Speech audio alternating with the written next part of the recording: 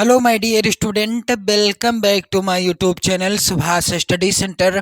Class 10th के जितने भी मेरे प्यारे बच्चे 24 फरवरी को हिंदी विषय का पेपर देंगे, आज का यह वीडियो आप सभी के लिए बिल्कुल इम्पोर्टेंट रहेगा, क्योंकि मैं लेकर के आ चुका हूं आपकी 24 फरवरी 2025 बोर्ड एग्जाम के लिए हिंदी विषय का बिल्कुल वायरल मॉडल पेपर। और ये वायरल मॉडल पेपर आपकी बोर्ड परीक्षा 2025 में 100% छपने वाला है। तो जितने भी मेरे प्यारे बच्चे कक्षा 10 में हैं और 24 फरवरी को पेपर देने वाले हैं, आप सभी लोग इस वायरल मॉडल पेपर के कोड को याद कर लो, 801 HD। और इस वायरल मॉडल पेपर से बिल्कुल 100% तय है मेरे प्यारे बच्चों कि प्रश्न जरूर पूछा जाएगा। यहाँ पर ध्यान देना आप सभी लोग, मुद्रित पृष्ठों की संख्या क्या रहेगी, और यहाँ पर आप लोग ध्यान दीजिएगा, अनुक्रमांक आपको यहाँ पर अपना रोल नंबर लिख देना है, यहाँ पर आपको अपना नाम लिख देना है। बोर्ड एग्जाम में आपको समय कितना मिलेगा? 3 घंटे 15 मिनट का समय आपको मिलेगा बोर्ड परीक्षा में। निर्देश यहाँ पर दिया गया है, प्रारंभ के 15 मिनट परीक्षार्थियों को प्रश्न पत्र पढ़ने के लिए निर्धारित हैं। 15 मिनट आपको मिलेंगे प्रश्न पत्र पढ़ने के लिए। और दूसरा निर्देश है, सभी प्रश्न अनिवार्य हैं। जितने भी यहाँ पर प्रश्न हैं सभी प्रश्नों को करना अनिवार्य होगा। यह प्रश्न पत्र 2 खंडों, खंड आ एवं खंड बा में विभक्त है। पेपर कितने खंडों में विभक्त रहेगा? 2 खंडों में विभक्त रहेगा, खंड आ में और खंड बा में। खंड आ में 1 अंक के 20 बहुविकल्पी प्रश्न आएंगे, जिनके सही उत्तर आपको OMR उत्तर पत्रक पर या तो आप नीले पेन से गोला काला करिएगा या फिर आप काले पेन से गोला काला करिएगा। लेकिन शर्त यह है कि आपका पेन होना चाहिए बाल पॉइंट वाला पेन।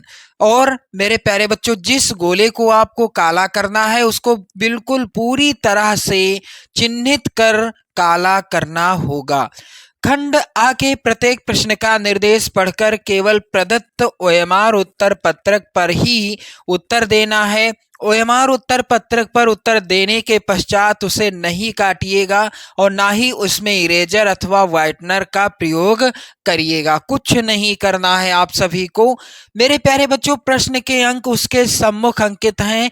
कौन सा प्रश्न कितने अंक का है उसका भी विवरण आपको देखने को मिलेगा। कौन सा प्रश्न 1 नंबर का है, कौन सा प्रश्न 3 नंबर का है या 2 नंबर का है या 4 या 5 या फिर 6 या 7 नंबर का है, इसका भी विवरण आपको देखने को मिलेगा। खंड बा जो होगा 50 अंकों का होगा। इसमें वर्णनात्मक जो प्रश्न आएंगे ये होंगे, और इनका जो है उत्तर आपको कहाँ लिखना होगा? बोर्ड परीक्षा की कॉपी पर। मेरे प्यारे बच्चों, खंड बा में सभी प्रश्नों के उत्तर एक साथ ही आपको करना होगा। प्रथम प्रश्न से आरंभ कीजिएगा तथा अंतिम प्रश्न तक करते जाइएगा। जो प्रश्न आपको नहीं आता है, जिस प्रश्न का उत्तर आपको नहीं आता है, उस पर समय नष्ट ना कीजिएगा। यानी जिस प्रश्न का उत्तर आपको नहीं पता है उसको आप जो है हल नहीं करेंगे, यानी उसके पीछे आप अपना समय नष्ट नहीं करेंगे। ये चीज जो है आपको ध्यान देना है। तो खंड आ के बहुविकल्पी प्रश्न होंगे 20। कितने प्रश्न होंगे? 20 प्रश्न होंगे। 1 नंबर का प्रत्येक प्रश्न होगा। इस तरह से पूरे 20 नंबर के होंगे बहुविकल्पी खंड आ के अंतर्गत। यहाँ पर पहला प्रश्न आप सभी लोग ध्यान दें, चिंतामणि निबंध संग्रह है। वेरी वेरी इंपॉर्टेंट प्रश्न है। और यहाँ पर ध्यान देना, ये जो चिंतामणि है यह किस विधा पर आधारित है? निबंध विधा पर आधारित रचना है। और यह रचना मेरे प्यारे बच्चों किसके द्वारा लिखी गई है? तो यहाँ पर सी वाला ऑप्शन सही होगा, आचार्य रामचंद्र शुक्ल जी के द्वारा। इनकी और रचनाएं भी आप लोग याद कर लेना, जैसे कि है रस मीमांसा, त्रिवेणी, और मेरे प्यारे बच्चों विचार बीथी। ये तीनों ही रचनाएं किसके द्वारा लिखी गई हैं? आचार्य रामचंद्र शुक्ल जी के द्वारा लिखी गई रचनाएं हैं। अब आगे बढ़ते हैं हम लोग। तो अगला प्रश्न यहाँ पर है, आकाश द्वीप और ममता कृति है। आकाशदीप और ममता कृति के लेखक कौन हैं? यदि प्रश्न आता है आकाशदीप अथवा ममता किस विधा की रचनाएं हैं, तो मेरे प्यारे बच्चों आप लोग याद कर लेना, ये जो हैं किस विधा पर आधारित रचनाएं, ये हैं मेरे प्यारे बच्चों कहानी विधा पर आधारित रचनाएं। और साथ ही आप लोग ध्यान दीजिएगा कि आकाशदीप के लेखक कौन हैं या ममता कृति के लेखक कौन हैं, तो यहाँ पर ए वाला ऑप्शन सही होगा, जयशंकर प्रसाद, पहला ही ऑप्शन सही होगा। चलिए आगे बढ़ते हैं। अगला प्रश्न है शुक्ल युग की समयावधि है, तो शुक्ल युग की समयावधि यानी समय सीमा क्या है? मेरे प्यारे बच्चों यहाँ पर आप सभी लोग ध्यान दें, इसका राइट आंसर होगा बी वाला ऑप्शन, सन 1918 से 1938 ईस्वी तक का समय शुक्ल युग की समयावधि के अंतर्गत आता है। चलिए आगे बढ़ते हैं और अगला प्रश्न यहाँ पर है कलम का सिपाही के लेखक कौन है? यहां से मैं आपके कुल 3 प्रश्न क्लियर करा दूंगा। सबसे पहला प्रश्न आप लोग क्लियर करेंगे, कलम का सिपाही किस विधा पर आधारित रचना है? तो यह जीवनी विधा पर आधारित रचना है। कलम का सिपाही किसकी जीवनी है? तो ये मेरे प्यारे बच्चों प्रेमचंद जी की जीवनी है। किसकी? प्रेमचंद जी की जीवनी है। और ध्यान रहे आप सभी को, कलम का सिपाही के लेखक कौन है? यहाँ पर राइट आंसर होगा अमृत राय। अमृत राय हैं कलम के सिपाही के लेखक। चलिए मेरे प्यारे बच्चों अगला प्रश्न यहाँ पर ये भी वेरी इंपॉर्टेंट है, और वैसे तो ये सभी प्रश्न आपकी बोर्ड परीक्षा 24 फरवरी को बिल्कुल 100% आएंगे। आप लोग इनको जरूर तैयार कर लीजिएगा, क्योंकि ये जो प्रश्न हैं पिछले वर्षों में पूछे गए प्रश्न हैं, और पिछले वर्षों के प्रश्न जरूर पूछे जाते हैं आगामी बोर्ड परीक्षा में। तो हंस पत्रिका के प्रथम संपादक कौन थे? यहाँ पर प्रश्न है हंस पत्रिका के प्रथम संपादक कौन थे? तो यहां पर राइट आंसर होगा मुंशी प्रेमचंद हंस पत्रिका के प्रथम संपादक थे। और इनकी एक और पत्रिका है जिसका नाम क्या है? मर्यादा। मर्यादा पत्रिका के भी प्रथम मर्यादा पत्रिका के भी संपादक कौन थे? मुंशी प्रेमचंद जी थे। चलिए आगे बढ़ते हैं। अगला प्रश्न है रामचंद्रिका के रचनाकार हैं। रामचंद्रिका किसकी रचना है? तो मेरे प्यारे बच्चों रामचंद्रिका जो रचना है यह है केशव दास जी की रचना। यहाँ पर बी वाला ऑप्शन सही होगा। रामचंद्रिका के रचनाकार केशव दास जी हैं। और मेरे प्यारे बच्चों एक चीज आपको और ध्यान देनी है कि रामचंद्रिका जो कि केशव दास जी की रचना है, एक इनकी और रचना है जिसका नाम है रसिक प्रिया। रसिक प्रिया भी आचार्य केशव दास जी की रचना है। अगला प्रश्न है तार सप्तक का प्रकाशन वर्ष क्या है? तार सप्तक का प्रकाशन दिए गए विकल्पों में से किस वर्ष किया गया था? मेरे प्यारे बच्चों यहाँ पर राइट आंसर क्या हो जाएगा? यहाँ पर एक विकल्प मिसप्रिंट है।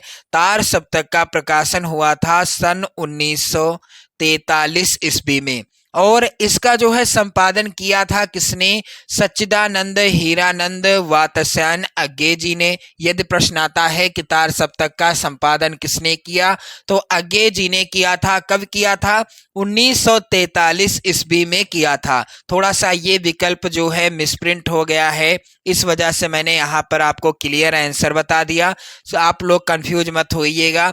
चलिए अगला प्रश्न है आंगन के पार द्वार। आंगन के पार द्वार किसकी रचना है? मेरे प्यारे बच्चों यहाँ पर राइट आंसर होगा आंगन के पार द्वार के रचनाकार हैं अज्ञे जी। यहाँ पर सी वाला ऑप्शन सही होगा। चलिए आगे बढ़ते हैं और अगला प्रश्न ये भी मोस्ट इंपॉर्टेंट है। कह रहा है आधुनिक काल की कालावधि यानी समय सीमा क्या है? तो आधुनिक काल की कालावधि या समय सीमा क्या है? दिए गए विकल्पों में से सन 1843 ईस्वी से अब तक का जो समय था ये आधुनिक काल की समय सीमा के अंतर्गत आता है।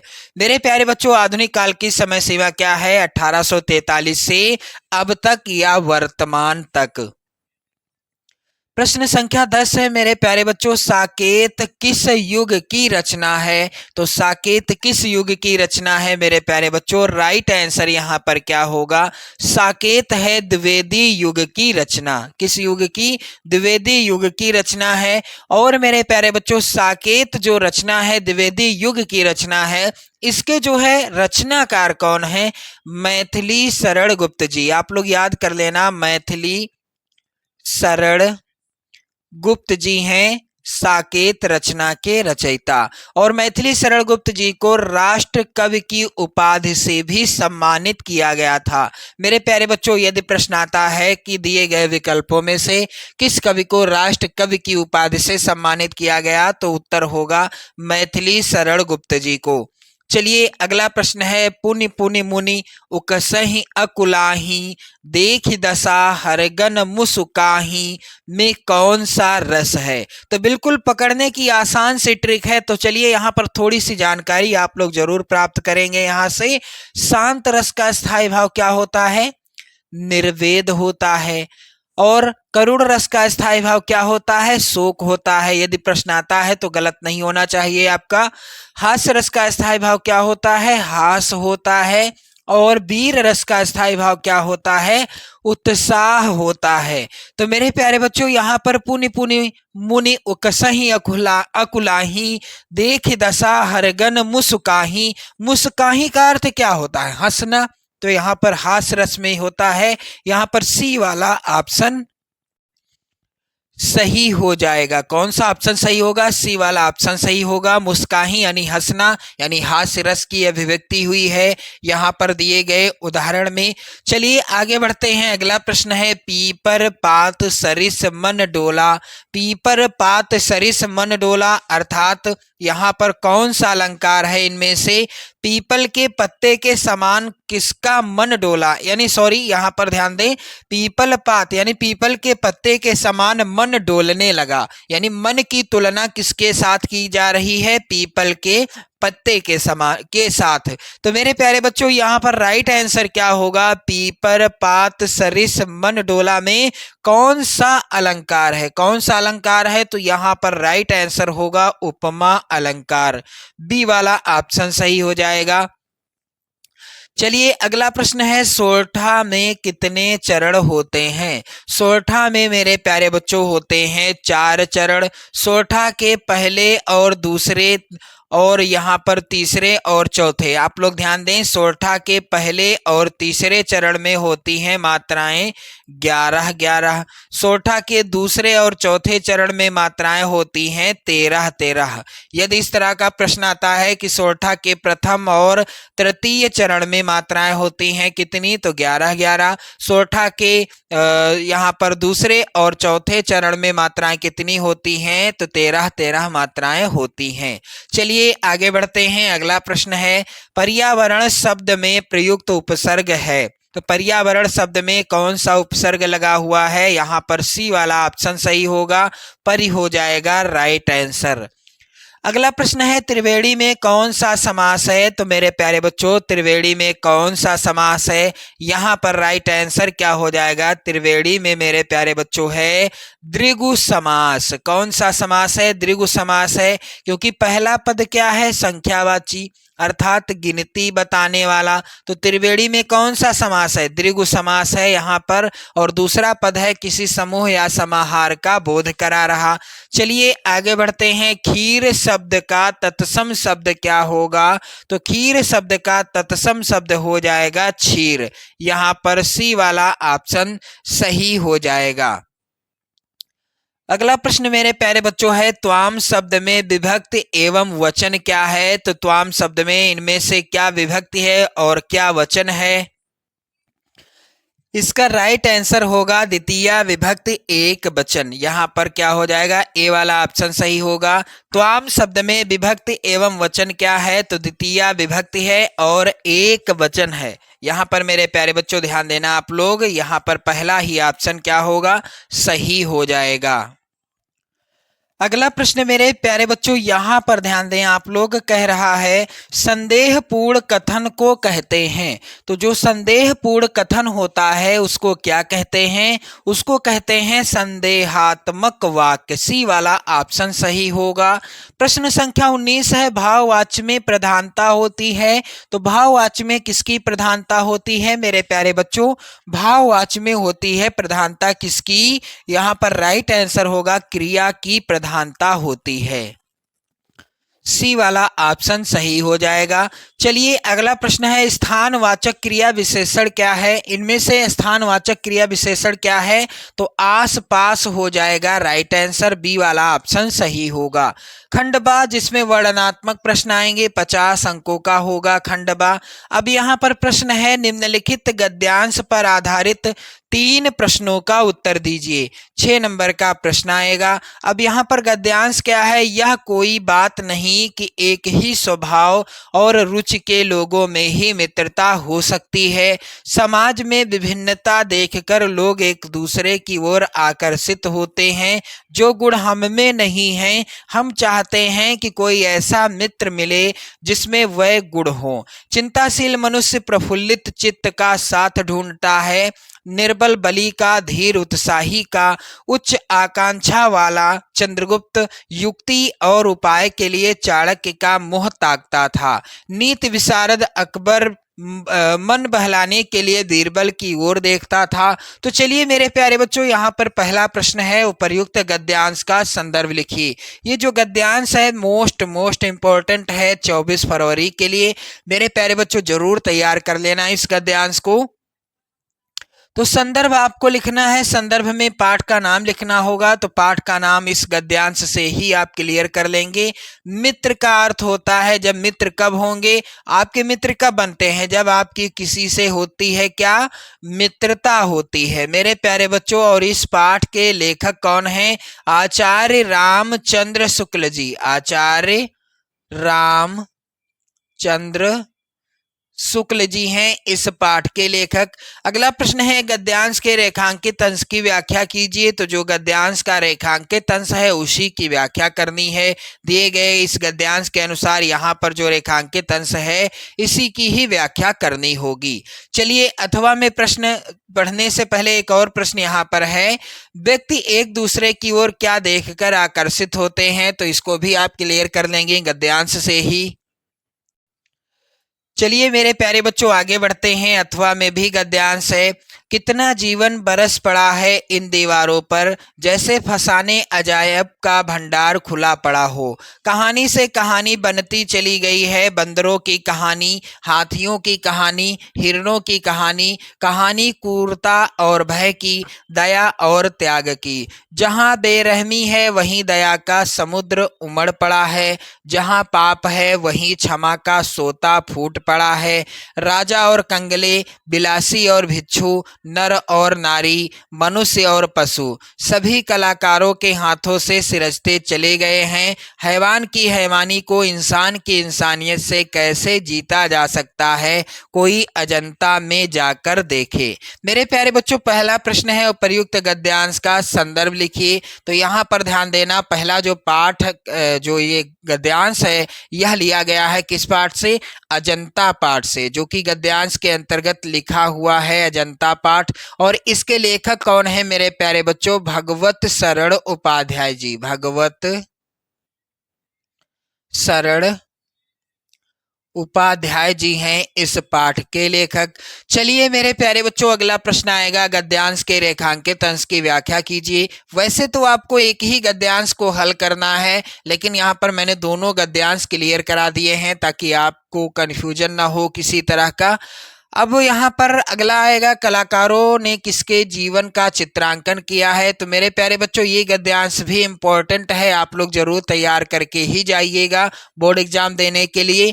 चलिए अगला प्रश्न है, निम्नलिखित में से किसी एक पद्यांश पर आधारित सभी प्रश्नों का उत्तर दीजिए। 6 नंबर का ये आएगा, मैया हो न चरई हो गाई, सिगरे ग्वाल घिरावत मोसो मेरे पाई पिराई, जो न पत्याय ही पूछ बल दाव अपनी सौह दिवाई, और यह सुनिमाई जसोदा ग्वालिन गारी दे तिरिसाई।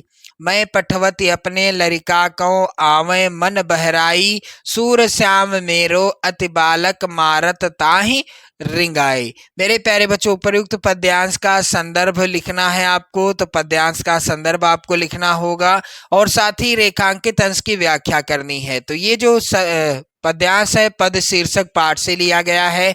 रचनाकार हैं सूरदास जी। सूरदास जी का कोई भी पद्यांश आता है बोर्ड परीक्षा में तो सूर उनका नाम जरूर लिखा रहेगा पद्यांश में ही। ये पहचानने का तरीका भी आप समझ सकते हैं। और अगला है रेखांकित अंश की व्याख्या कीजिए। तो जो रेखांकित अंश है यहाँ पर इस पद्यांश में, इसी की व्याख्या आपको करनी होगी। चलिए अगला है यहाँ पर, बाल कृष्ण गाय चराने क्यों नहीं जाना चाहते थे। तो मेरे प्यारे बच्चों, यहाँ पर आप सभी लोग ध्यान दीजिएगा। इस तरह के 3 प्रश्न आएंगे पद्यांश पर आधारित।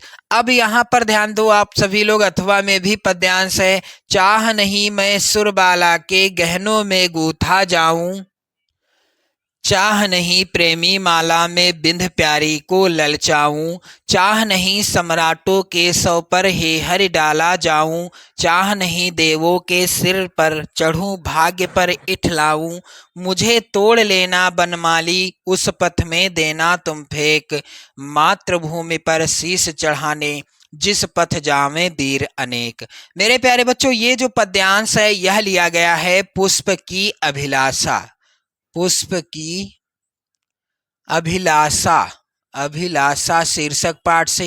रचनाकार हैं माखनलाल चतुर्वेदी जी, माखनलाल चतुर्वेदी जी हैं। मेरे प्यारे बच्चों ध्यान देना है आप सभी को, चतुर्वेदी, यहाँ पर आप लोग ध्यान दें, चतुर्वेदी होगा, यहाँ पर इस तरह से होगा चतुर्वेदी जी। अब यहाँ पर ध्यान दें, अगला है रेखांकित अंश की व्याख्या। वैसे तो एक ही पद्यांश आपको हल करना है, मैंने दोनों यहाँ पर क्लियर करा दिए। चलिए आगे बढ़ते हैं। अगला प्रश्न है, निम्नलिखित में से किसी एक संस्कृत गद्यांश का संदर्भ सहित हिंदी में अनुवाद करना है। 5 नंबर का ये प्रश्न आएगा। और प्रश्न यहाँ पर यानी गद्यांश है यहाँ पर, इयम नगरी विविध धर्माणाम संगम स्थली। मेरे प्यारे बच्चों, ये लिया गया है किस पाठ से, वाराणसी शीर्षक पाठ से। अथवा में भी यहाँ पर है गद्यांश, नागरिका बहुकालम यावत अचिंतयत परम पहेलिकाया उत्तरम दातुम समर्था ना अभवत। ये जो है गद्यांश किस पाठ से लिया गया है, ये मेरे प्यारे बच्चों लिया गया है किस पाठ से, प्रबुद्धो ग्रामीणा शीर्षक पाठ से। मेरे प्यारे बच्चों, आप लोग जरूर इसको जो है क्या कर लेंगे, आप जो है अच्छे से तैयार कर लेंगे इस गद्यांश को। चलिए अगला है, यहाँ पर दिए गए संस्कृत गद्यांश में से किसी एक का संदर्भ सहित हिंदी में अनुवाद कीजिए।